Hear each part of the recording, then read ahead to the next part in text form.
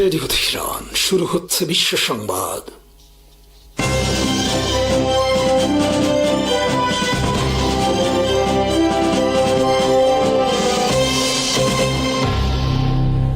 শুরুতেই সংবাদ শিরোনাম। আসসালামু আলাইকুম। মার্কিন প্রতিরক্ষা ব্যবস্থা ভেদ করে 70% লক্ষ্যবস্তুতে আঘাত এনেছে ইরানি মিসাইল। আগ্রাসনের কঠোর জবাবের হুঁশিয়ারি দিলেন হান্দালা। বৈশ্বিক আধিপত্যবাদী শক্তির সামনে ইরান কখনোই মাথা নত করবে না। মার্কিনীদের বিরুদ্ধে হামলা ইরানের অসাধারণ সাফল্য এবং ইসরায়েলের রামত ডেভিড বিমান ঘাঁটিতে ভয়াবহ ইরানি হামলার সত্যতা মিলল স্যাটেলাইট ছবিতে। মধ্যপ্রাচ্যে যুক্তরাষ্ট্র ও ইরানের মধ্যে সামরিক উত্তেজনা আরও তীব্র আকার ধারণ করেছে। ইরানের Islamic revolutionary guard corps IRGC দাবি করেছে তারা অঞ্চলে অবস্থানরত মার্কিন বাহিনীর বিরুদ্ধে পাল্টা হামলা শুরু করেছে। ইরানি সংবাদ মাধ্যমের তথ্য অনুযায়ী কুয়েত, বাহরাইন ও জর্ডানে অবস্থিত মার্কিন ঘাঁটিগুলোকে লক্ষ্য করে এসব হামলা চালানো হয়েছে। এর আগে যুক্তরাষ্ট্রের সেন্ট্রাল কমান্ড সেনকম জানায় তারা আত্মরক্ষার অংশ হিসেবে ইরানের একাধিক সামরিক লক্ষ্যবস্তুতে নতুন করে হামলা চালিয়েছে। মার্কিন প্রেসিডেন্ট ডোনাল্ড ট্রাম্পও সতর্ক করে বলেন ইরান শান্তি চুক্তির সুযোগ নষ্ট করেছে এবং এখন তাদের এর মূল্য দিতে হবে। একই সময়ে ইরানের বিভিন্ন এলাকায় বিস্ফোরণ ও হামলার খবর পাওয়া গেছে। দেশটির বন্দর নগরী বন্দর আব্বাস, কেশম দ্বীপ, সিরিক, মিনাব এবং রাজধানী তেহরানের পশ্চিমে কারাজ শহরে হামলার খবর প্রকাশ করেছে ইরানি গণমাধ্যম। এদিকে মেহের বার্তা সংস্থা জানিয়েছে ইরানের সামরিক বাহিনী কৌশলগতভাবে অত্যন্ত গুরুত্বপূর্ণ হরমুজ প্রণালী সব ধরনের জাহাজ চলাচলের জন্য সম্পূর্ণ বন্ধ ঘোষণা করেছে। ফলে তেলবাহী ট্যাঙ্কার ও বাণিজ্যিক জাহাজের চলাচলও স্থগিত রয়েছে, যা বৈশ্বিক জ্বালানি সরবরাহ ও আন্তর্জাতিক বাণিজ্যে বড় ধরনের প্রভাব ফেলতে পারে বলে আশঙ্কা করা হচ্ছে।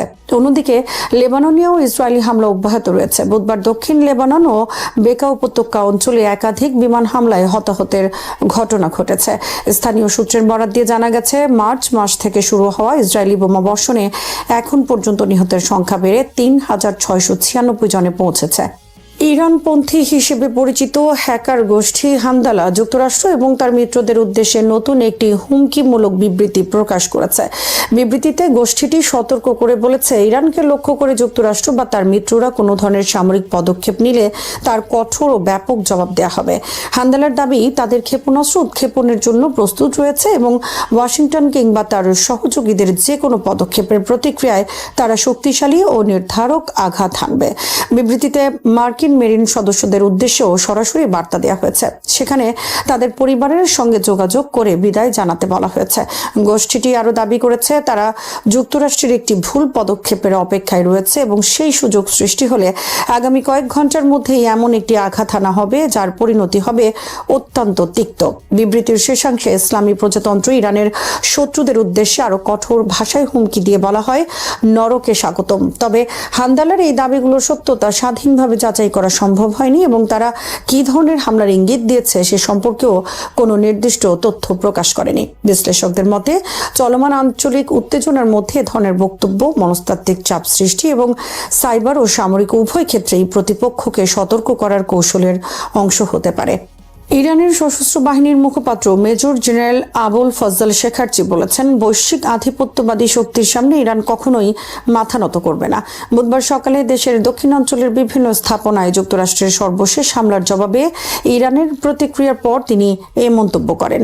শেখার্চি বলেন মার্কিন প্রেসিডেন্ট ডোনাল্ড ট্রাম্প ইরানের বিরুদ্ধে যতবারই হুমকি দিয়েছেন ততবারই তেহরান শক্ত ও কার্যকর জবাব দিয়েছে। তিনি বলেন ট্রাম্পের প্রতিটি হুমকির জবাব আমরা দৃঢ়তার সঙ্গে দিয়েছি এবং বাস্তব ক্ষেত্রেও তা প্রমাণ করেছি। সাম্প্রতিক মার্কিন প্রেসিডেন্টের বক্তব্যের প্রতিক্রিয়ায় তিনি আরো বলেন 2025 সালের 13 জুন থেকে ইরান ধারাবাহিকভাবে দেখিয়ে আসছে যে দেশের বিরুদ্ধে যে কোনো হুমকির উপযুক্ত ও সমানুপাতিক জবাব দেওয়া হবে। তার ভাষায় প্রতিটি নতুন প্রতিক্রিয়া আগের তুলনায় আরো কঠোর, শক্তিশালী ও সিদ্ধান্তমূলক হবে। ইরানের জ্যেষ্ঠ এই সামরিক মুখপাত্র জোর দিয়ে বলেন বৈশ্বিক আধিপত্যবাদী ব্যবস্থা এবং তাদের মিত্রদের, বিশেষ করে ডোনাল্ড ট্রাম্প ও ইসরায়েলের প্রধানমন্ত্রী বেনিয়ামিন নেতানিয়াহুর চাপের মুখে ইরান কখনোই পিছু হটবে না।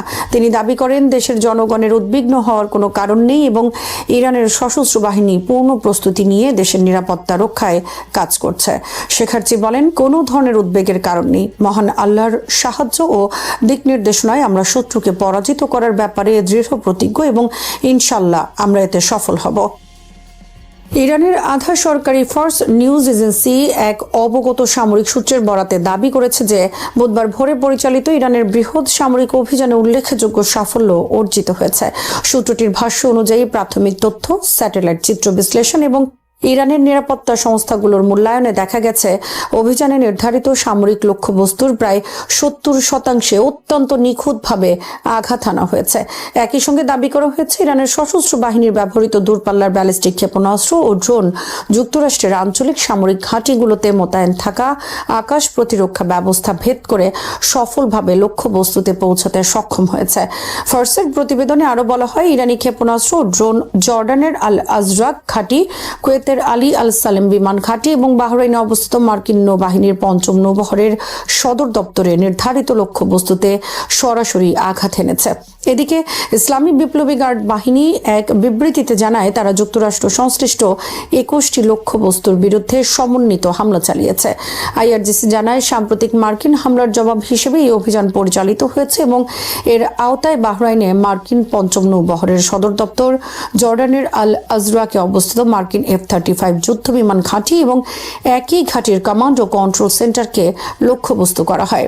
ফার্স আরও দাবি করেছে, জর্ডানে F-35 যুদ্ধ বিমানের হ্যাঙ্গারে হামলার জন্য আইআরজিসি খেইবার শেখান ক্ষেপণাস্ত্র ব্যবহার করেছে।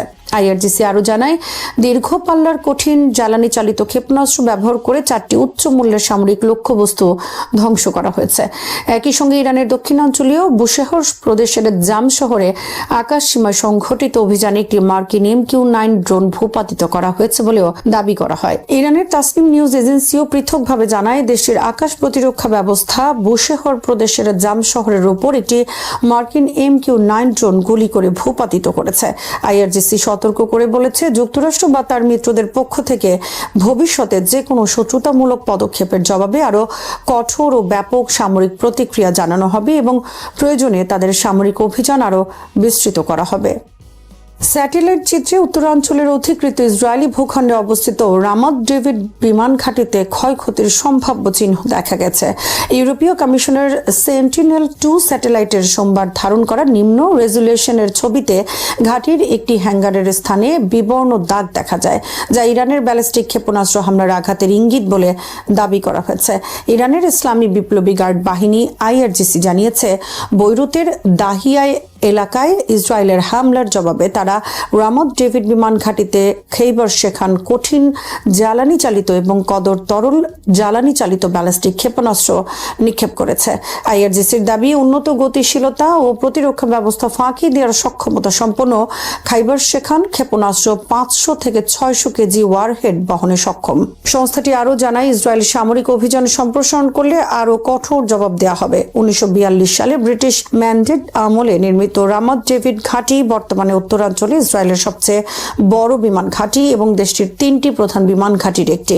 এখানে F-15 ও F-16 যুদ্ধ বিমান মোতায়েন রয়েছে, যেগুলো লেবাননের বিভিন্ন অভিযানে ব্যবহৃত হয়ে আসছে। অতীতে হিজবুল্লাহ ও ইরাকের ইসলামী প্রতিরোধ গোষ্ঠীও এই ঘাঁটিতে ক্ষেপণাস্ত্র ড্রোন হামলা চালিয়েছিল। অন্যদিকে ইসরায়েলি সামরিক বাহিনী দাবি করেছে, রবিবার রাতে নিক্ষেপ করা সব ক্ষেপণাস্ত্র হয় প্রতিহত করা হয়েছে, নয়তো জনবসতিহীন এলাকায় পড়েছে এবং কোনো সেনা সদস্য হতাহত হয়নি। সামরিক সেন্সরশিপের কারণে সংবেদনশীল স্থাপনায় আঘাতের সুনির্দিষ্ট অবস্থান প্রকাশ করা হয়নি। একই সময় ইয়েমেন থেকেও ইসরায়েলের লক্ষ্যবস্তুতে 2টি ব্যালিস্টিক ক্ষেপণাস্ত্র নিক্ষেপ করা হয়েছে বলে বিভিন্ন প্রতিবেদনে উল্লেখ করা হয়েছে, যা চলমান আঞ্চলিক উত্তেজনা আরও বাড়িয়ে তুলেছে। ফেব্রুয়ারির 28 তারিখে যুক্তরাষ্ট্র ও ইসরায়েল একযোগে ইরানের বিরুদ্ধে বড় ধরনের সামরিক অভিযান চালায়, যেটিকে অপারেশন এপিক ফিউরি নামে উল্লেখ করা হয়। ওই সময় আন্তর্জাতিক ভবিষ্যৎবাণী এবং বেটিং প্ল্যাটফর্ম পলি মার্কেটে অংশ নেওয়া ব্যবহারকারীদের বড় একটি অংশ ধারণা করেছিল যে এই হামলার ফলে ইরানের বর্তমান শাসন ব্যবস্থা দ্রুত পতনের মুখে পড়তে পারে। তখন প্রায় 59% বাজি ধরেছিল যে ইরানি সরকার টিকে থাকতে পারবে না বা বড় ধরনের পতনের ঝুঁকিতে পড়বে, কিন্তু সময়ের সঙ্গে সঙ্গে সেই ধারণা উল্টে যেতে থাকে। মাত্র কয়েক মাসের ব্যবধানে দেখা যায় এই প্ল্যাটফর্মের 99% ব্যবহারকারী এখন মনে করছে ইরানের শাসন ব্যবস্থা টিকে থাকবে এবং খুব সামান্য অংশ মাত্র 1% ধারণা করছে যে জুন মাসের শেষের আগে সরকারের পতন ঘটতে পারে। একই প্রবণতা দেখা যায় আরেকটি দীর্ঘমেয়াদী ভবিষ্যৎবাণীতেও। ফেব্রুয়ারির হামলার সময় অনেকে মনে করেছিল 2027 সালের মধ্যে ইরানি শাসন ব্যবস্থা ভেঙে পড়তে পারে এবং তখন প্রায় 55% ব্যবহারকারী এই ধারণাকে সমর্থন করেছিল, কিন্তু পরবর্তীতে সেই হার নেমে আসে মাত্র 13%। এই পরিবর্তন ইঙ্গিত দেয় যে যুদ্ধ সংঘাত এবং আন্তর্জাতিক চাপ সত্ত্বেও ইরানের রাষ্ট্রীয় কাঠামো দ্রুত ভেঙে পড়ছে না, বরং সময়ের সঙ্গে তা কিছুটা স্থিতিশীলতা বজায় রাখতে সক্ষম হচ্ছে বলেই অনেকেই মনে করছেন। এই পরিস্থিতিতে যুদ্ধের গতি প্রকৃতি, যুদ্ধবিরতির ওঠানামা, ক্ষেপণাস্ত্র বিনিময়, হরমুজ প্রণালীর চারপাশে চলমান অবরোধের মতো বিষয়গুলো মধ্যপ্রাচ্যের পরিস্থিতিকে আরও জটিল করে তুলেছে। যুক্তরাষ্ট্র ও ইরানের মধ্যে সংঘাত 100 দিনের বেশি সময় ধরে চলার পরও এমন কোনো চূড়ান্ত লক্ষণ দেখা যাচ্ছে না যে ইরানের শাসন ব্যবস্থা তাৎক্ষণিকভাবে ভেঙে পড়বে। আন্তর্জাতিক বিশ্লেষকদের মতে যদিও এই সংঘাত ইরানের অর্থনীতি ও নিরাপত্তার ব্যবস্থার উপর প্রচণ্ড চাপ সৃষ্টি করেছে, তবে এটিকে এখনই অস্তিত্ব সংকট হিসেবে দেখা কঠিন। শৌফেন সেন্টারের একজন জ্যেষ্ঠ বিশ্লেষক ক্যারোলিন রোজ মনে করেন, যুক্তরাষ্ট্র ও ইসরায়েলের চাপ ইরানের অর্থনীতি এবং নিরাপত্তা কাঠামোকে বড় ধরনের ধাক্কা দিয়েছে। তবে ইতিহাস দেখায় যে ইরান বহুবার আন্তর্জাতিক নিষেধাজ্ঞা, সামাজিক অস্থিরতা, পানি সংকট এবং অবকাঠামোগত সমস্যার মধ্যেও টিকে থাকার সক্ষমতা দেখিয়েছে। তার মতে চাপ থাকলেও এখনো এটিকে এমন পর্যায়ে বলা যায় না যেখানে শাসন ব্যবস্থা ভেঙে পড়বে নিশ্চিতভাবে। ইরানের ভেতরের পরিস্থিতি নিয়ে বিভিন্ন রিপোর্টে বলা হচ্ছে যে জনগণের মধ্যে হতাশা ও বিভ্রান্তি বাড়ছে। অনেকেই আশা করেছিলেন যে ফেব্রুয়ারির শেষের দিকের হামলা শাসন ব্যবস্থার পতনের সূচনা করবে, কিন্তু বাস্তবে তা হয়নি। পরিবর্তে দেখা যাচ্ছে দীর্ঘমেয়াদী সংঘাত এবং অনিশ্চয়তা মানুষের মধ্যে ক্লান্তি ও হতাশা তৈরি করেছে। বিশেষ করে নিউ ইয়র্ক টাইমসের একটি প্রতিবেদনে বলা হয়, সাম্প্রতিক হামলা ও অস্থায়ী যুদ্ধবিরতির মধ্যে জনগণের মধ্যে যে আশার সঞ্চার হয়েছিল তা এখন অনেকটাই নিভে গেছে। ব্যাপক প্রাণহানি, অবকাঠামোগত ক্ষতি এবং অর্থনৈতিক সংকট সাধারণ মানুষের জীবনকে আরো কঠিন করে তুলেছে। ইরানের বিভিন্ন শহরের মানুষ তেহরান, ইস্পাহান, আহবাজ এবং মাশহাদ থেকে নেওয়া সাক্ষাৎকারে দেখা গেছে যে অনিশ্চিত শান্তি আলোচনা এবং বারবার যুদ্ধ থামা চালুর পরিস্থিতি সাধারণ মানুষের মধ্যে বিভ্রান্তির সৃষ্টি করেছে। কেউই নিশ্চিত নয় যে পরবর্তী পদক্ষেপ কি হবে এবং এই অনিশ্চয়তা সমাজে উদ্বেগ বাড়াচ্ছে। তবে বিশেষজ্ঞদের মতে এই ধরনের সামাজিক অসন্তোষ স্বাভাবিক হলেও তা সরাসরি শাসন ব্যবস্থা পরিবর্তনের কারণ হয় না, বিশেষ করে যখন রাষ্ট্রীয় নিরাপত্তা কাঠামো অত্যন্ত শক্তিশালী থাকে। সাবেক ব্রিটিশ কূটনীতিক স্যার জন জেনকিন্সের মতে ইরানের অর্থনীতি বর্তমানে অত্যন্ত দুর্বল অবস্থায় রয়েছে। মুদ্রার অবমূল্যায়ন, উচ্চ মুদ্রাস্ফীতি, শিল্প উৎপাদনে ধস, তেল রপ্তানিতে চাপ এবং পরিবেশগত সংকট দেশটিকে কঠিন অবস্থায় ফেলেছে। পাশাপাশি ইন্টারনেট নিয়ন্ত্রণ, পানির সংকট এবং সামাজিক অসন্তোষ পরিস্থিতিকে আরও জটিল করে তুলেছে। তবে তার মতে কঠোর নিরাপত্তা ব্যবস্থা এবং অভ্যন্তরীণ দমননীতি এখনও সরকারকে টিকিয়ে রাখতে সহায়তা করছে। তিনি মনে করেন বর্তমান অবস্থায় যুক্তরাষ্ট্র সরাসরি আরও বড় ধরনের সংঘাতে যেতে অনিচ্ছুক এবং ইসরায়েলও একা দীর্ঘমেয়াদে বড় কিছু করতে পারবে না। ফলে আপাতত শাসন ব্যবস্থার পতনের সম্ভাবনা কম। অন্যদিকে সামরিক সক্ষমতা নিয়েও নানা বিশ্লেষণ পাওয়া যাচ্ছে। বিভিন্ন গোয়েন্দা প্রতিবেদন তথ্য অনুযায়ী হামলার পর ইরান দ্রুত তার ক্ষতিগ্রস্ত ক্ষেপণাস্ত্র স্থাপনাগুলোর বড় অংশ মেরামত করতে সক্ষম হয়েছে। বলা হচ্ছে যে হরমুজ প্রণালীর কাছাকাছি থাকা বেশিরভাগ স্থাপনা পুনরায় কার্যকর করা হয়েছে এবং মোবাইল ক্ষেপণাস্ত্র লঞ্চারের একটি বড় অংশ এখনও সক্রিয় রয়েছে। একইভাবে পূর্বের তুলনায় উল্লেখযোগ্য পরিমাণ ক্ষেপণাস্ত্র মজুদও এখন অবশিষ্ট আছে বলে ধারণা করা হচ্ছে। এসব তথ্য যদি সঠিক হয় তাহলে এটি ইঙ্গিত দেয় যে ইরানের সামরিক সক্ষমতা সম্পূর্ণরূপে ধ্বংস হয়নি, বরং আংশিক ক্ষতির পরও তারা পুনর্গঠিত হতে পারছে। রাজনৈতিক বিশ্লেষকদের মতে এই পরিস্থিতি যুক্তরাষ্ট্র ও ইসরায়েলের প্রকাশ্য বক্তব্যের সঙ্গে কিছুটা পার্থক্য তৈরি করছে, যেখানে তারা ইরানের সামরিক সক্ষমতাকে অনেকটাই দুর্বল বলে উপস্থাপন করেছিল, কিন্তু বাস্তব পরিস্থিতি হয়তো এতটা একপাক্ষিক নয়। লেইডেন বিশ্ববিদ্যালয়ের ইতিহাস ও আন্তর্জাতিক সম্পর্ক বিভাগের একজন লেকচারার অ্যান্ড্রু গাউথর্প মনে করেন বর্তমান সংঘাতে ইরান তুলনামূলকভাবে আত্মবিশ্বাসী অবস্থানে আছে। তার মতে ইরান প্রায় ঝুঁকি নিতে প্রস্তুত এবং পরিস্থিতিকে পুনরায় উত্তপ্ত করতে পিছপা হয় না।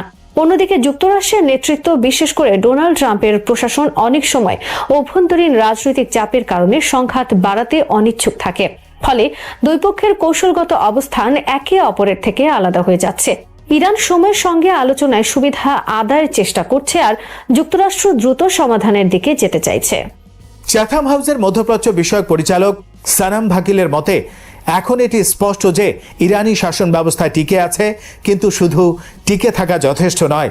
তাদের লক্ষ্য হলো টিকে থাকার পাশাপাশি অর্থনৈতিক পুনরুদ্ধারের জন্য একটি গ্রহণযোগ্য আন্তর্জাতিক চুক্তি অর্জন করা, যাতে অভ্যন্তরীণ বৈধতা পুনরুদ্ধার করা যায়। তিনি মনে করেন ভবিষ্যতে সংঘাত শেষ হলেও তার রূপরেখা অত্যন্ত গুরুত্বপূর্ণ হবে। সম্ভাব্য তিনটি পরিস্থিতির কথা তিনি উল্লেখ করেন। প্রথমত, প্রাথমিক সমঝোতা বা মেমোরান্ডাম হতে পারে, যা পরবর্তী আলোচনার পথ খুলে দেবে। দ্বিতীয়ত, এমন একটি সমঝোতা হতে পারে যা আলোচনা চালু রাখলেও শেষ পর্যন্ত চূড়ান্ত সমাধানে পৌঁছাবে না, ফলে দীর্ঘ অনিশ্চয়তা তৈরি হবে। তৃতীয়ত, বর্তমান পরিস্থিতি দীর্ঘমেয়াদ ধরে স্থবির থাকতে পারে, যেখানে যুদ্ধও নেই, শান্তিও পুরোপুরি নেই। তিনি আরও বলেন, উপসাগরীয় দেশগুলোর জন্য সবচেয়ে ভালো পরিস্থিতি হলো দ্রুত একটি প্রাথমিক চুক্তি হওয়া, যাতে ধাপে ধাপে বৃহত্তর সমাধানের দিকে অগ্রসর হওয়া যায়। না হলে আঞ্চলিক উত্তেজনা ও অর্থনৈতিক অনিশ্চয়তা চলতে থাকবে, যা বারবার সংঘাতের ঝুঁকি তৈরি করবে। স্যার জন জেনকিন্সের মতে দীর্ঘমেয়াদে ইরানের বর্তমান কৌশল টেকসই নাও হতে পারে। হরমুজ প্রণালীকে চাপ প্রয়োগের হাতিয়ার হিসেবে ব্যবহার করা কিছুটা সুবিধা দিলেও তা স্থায়ী সমাধান নয়। সময়ের সঙ্গে আঞ্চলিক ও বৈশ্বিক শক্তিগুলো বিকল্প পথ তৈরি করবে। বিশেষ করে উপসাগরীয় সহযোগী দেশগুলো নতুন রপ্তানি অবকাঠামো গড়ে তুলেছে, ফলে হরমুজের কৌশলগত গুরুত্ব ধীরে ধীরে কমে যেতে পারে। একই সময়ে ইরানের অর্থনীতি আরও চাপের মধ্যে পড়বে। তিনি আরও উল্লেখ করেন যে ইরান প্রতিবেশী দেশগুলোর সঙ্গে সম্পর্ক খারাপ করেছে এবং চীনের মতো বড় অংশীদারদের সঙ্গেও পুরোপুরি সন্তোষজনক অবস্থায় নেই। তার মতে ইসরায়েল অনেক ক্ষেত্রে এমন আচরণ করেও আন্তর্জাতিক প্রতিক্রিয়া কম পায়, কিন্তু ইরানের ক্ষেত্রে পরিস্থিতি ভিন্ন।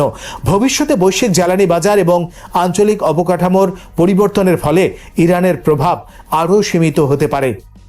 সবশেষে বিশ্লেষকদের একটি সাধারণ মত হলো, বর্তমান সংকট দ্রুত শেষ হওয়ার সম্ভাবনা কম এবং এটি দীর্ঘমেয়াদী চলমান একটি প্রক্রিয়ায় পরিণত হয়েছে।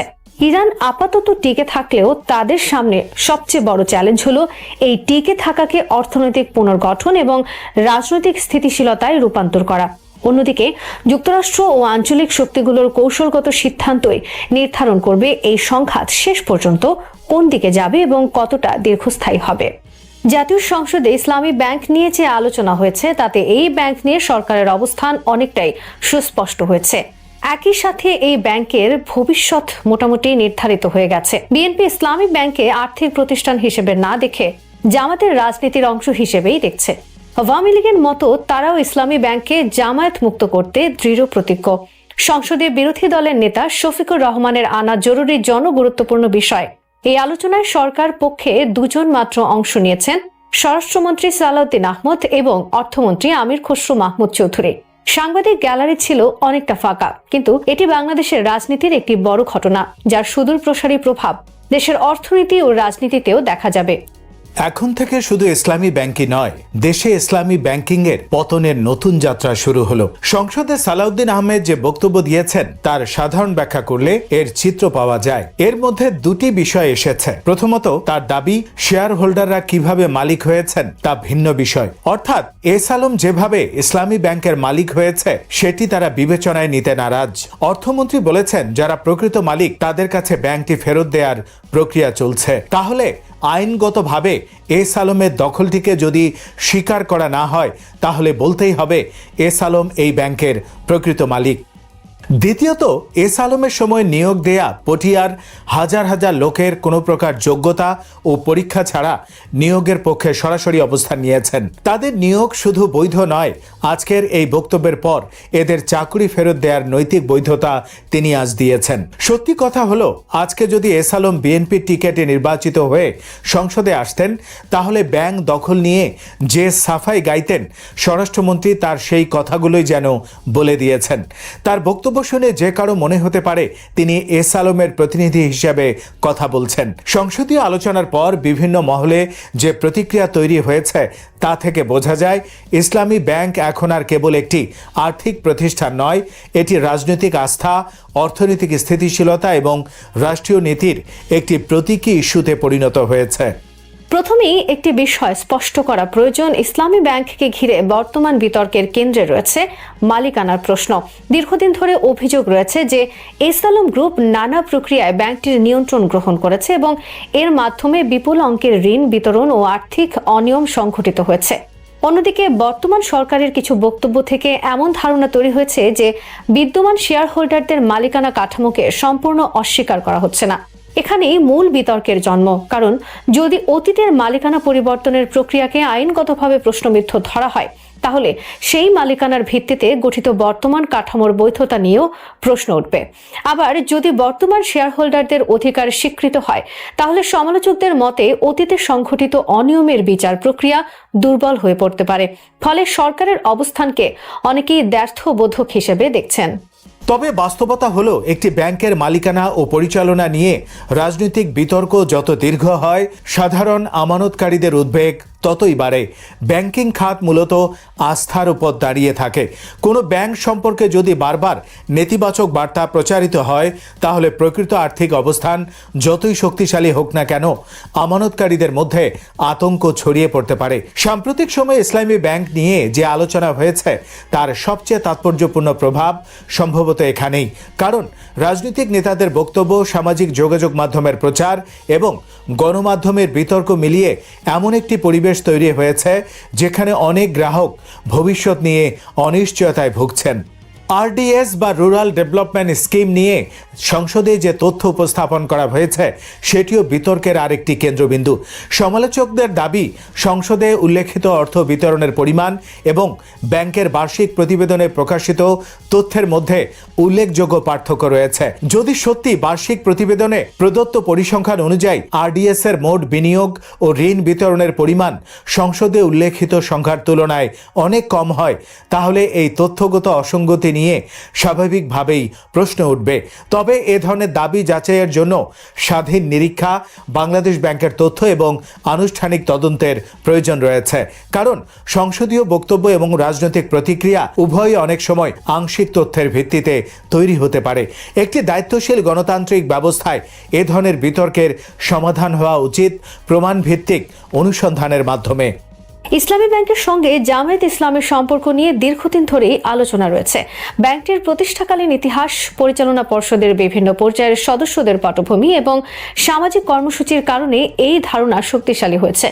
তবে একটি গুরুত্বপূর্ণ প্রশ্ন হলো, কোনো আর্থিক প্রতিষ্ঠানের অতীত বা সম্ভাব্য রাজনৈতিক সম্পর্কের কারণে তার অর্থনৈতিক কার্যক্রমকে কিভাবে মূল্যায়ন করা হবে। যদি কোনো ব্যক্তি বা গোষ্ঠী আইন ভঙ্গ করে থাকে তাহলে তাদের বিরুদ্ধে আইনি ব্যবস্থা নেওয়া উচিত। কিন্তু একই সঙ্গে একটি ব্যাংকের লক্ষ লক্ষ গ্রাহক, হাজার হাজার কর্মকর্তা কর্মচারী এবং দেশের বৃহৎ অর্থনৈতিক কর্মকাণ্ডকে বিবেচনায় রাখতে হবে। রাজনৈতিক বিরোধের কারণে ব্যাংকিং প্রতিষ্ঠানের স্থিতিশীলতা ক্ষতিগ্রস্ত হলে তার প্রভাব গোটা অর্থনীতির উপর পড়ে।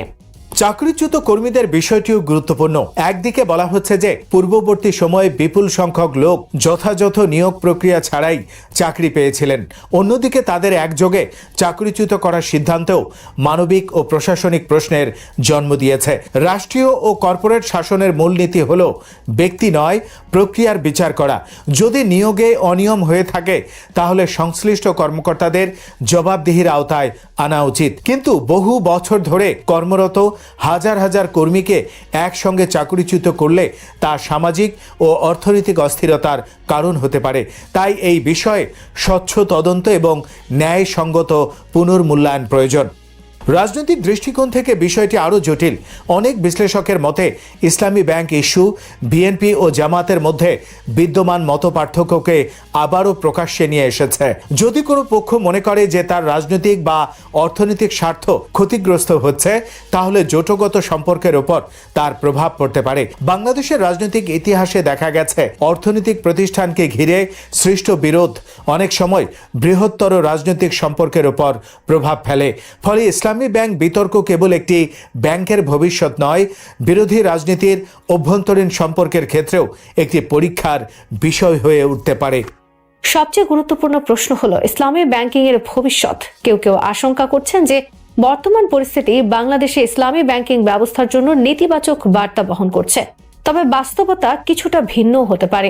ইসলামী ব্যাংকিং আজ শুধু বাংলাদেশেই নয়, বরং বিশ্বব্যাপী একটি প্রতিষ্ঠিত আর্থিক model. Islamic financial services board এবং অন্যান্য আন্তর্জাতিক প্রতিষ্ঠানের তথ্য অনুযায়ী মধ্যপ্রাচ্য, দক্ষিণ পূর্ব এশিয়া এবং আফ্রিকার বহু দেশে ইসলামী ব্যাংকিং ধারাবাহিকভাবে সম্প্রসারিত হচ্ছে। ফলে একটি নির্দিষ্ট ব্যাংকের প্রশাসনিক বা রাজনৈতিক সংকটকে পুরো ইসলামী ব্যাংকিং ব্যবস্থার সংকট হিসেবে দেখা অতিরঞ্জিত হতে পারে। বরং প্রশ্ন হলো, বাংলাদেশে ইসলামী ব্যাংকিং কি স্বচ্ছতা, সুশাসন এবং কার্যকর নিয়ন্ত্রণের মাধ্যমে এগোতে পারবে কিনা? অর্থনীতির দৃষ্টিকোণ থেকে সবচেয়ে বড় ঝুঁকি হলো আমানতকারীদের আস্থা সংকট। যদি মানুষ মনে করে তাদের অর্থ নিরাপদ নয়, তাহলে তারা ব্যাংক থেকে অর্থ তুলে নিতে শুরু করতে পারে। এর ফলে তারল্য সংকট সৃষ্টি হওয়ার সম্ভাবনা থাকে। আবার যদি সেই অর্থ আনুষ্ঠানিক ব্যাংকিং ব্যবস্থার বাইরে চলে যায়, তাহলে রেমিটেন্স প্রবাহ, বিনিয়োগ এবং সামগ্রিক আর্থিক স্থিতিশীলতা ক্ষতিগ্রস্ত হতে পারে। তাই রাজনৈতিক বক্তব্য যাই হোক, সরকার প্রধানের দায়িত্ব হওয়া উচিত আমানতকারীদের আস্থা বজায় রাখা এবং স্পষ্টভাবে জানানো যে গ্রাহকদের অর্থ সুরক্ষিত রয়েছে। সঠিকভাবে বলা যায়, ইসলামী ব্যাংকে ঘিরে বর্তমান রাজনৈতিক বিতর্ক, অর্থনৈতিক বাস্তবতা এবং তথ্যগত বিরোধ সবকিছু একসঙ্গে জড়িয়ে গেছে। একদিকে এসালম গ্রুপের ভূমিকা, মালিকানা কাঠামো এবং অতীতের আর্থিক অনিয়ম নিয়ে জবাবদিহির দাবি রয়েছে। অন্যদিকে ব্যাংকের স্থিতিশীলতা, আমানতকারীদের স্বার্থ এবং দেশের আর্থিক ব্যবস্থার নিরাপত্তার প্রশ্নও সমান গুরুত্বপূর্ণ। রাজনৈতিক বক্তব্য বা আবেগের পরিবর্তে স্বচ্ছ তদন্ত, নিরপেক্ষ নিরীক্ষা এবং তথ্যভিত্তিক সিদ্ধান্তই এই সংকটের একমাত্র কার্যকর সমাধান হতে পারে। কারণ শেষ পর্যন্ত একটি ব্যাংকের ভবিষ্যৎ নির্ধারিত হওয়া উচিত আইনের শাসন, আর্থিক সুশাসন এবং জনস্বার্থের ভিত্তিতে, রাজনৈতিক প্রতিদ্বন্দ্বিতার ভিত্তিতে নয়। ইসলামী ব্যাংকের বর্তমান পরিস্থিতি তাই বাংলাদেশের জন্য একটি গুরুত্বপূর্ণ পরীক্ষা। রাষ্ট্র কি রাজনৈতিক বিরোধের ঊর্ধ্বে উঠে একটি বড় আর্থিক প্রতিষ্ঠানকে স্বচ্ছ ও স্থিতিশীল পথে পরিচালিত করতে পারবে, নাকি এই বিতর্ক আরও গভীর আস্থাহীনতা ও মেরুকরণের দিকে নিয়ে যাবে? সময় তার উত্তর বলে দেবে। শ্রোতা বন্ধুরা, বিশ্ব সংবাদে এই ছিল আমাদের সর্বশেষ আয়োজন। সঙ্গে থাকার জন্য আপনাদের সবাইকে অসংখ্য ধন্যবাদ।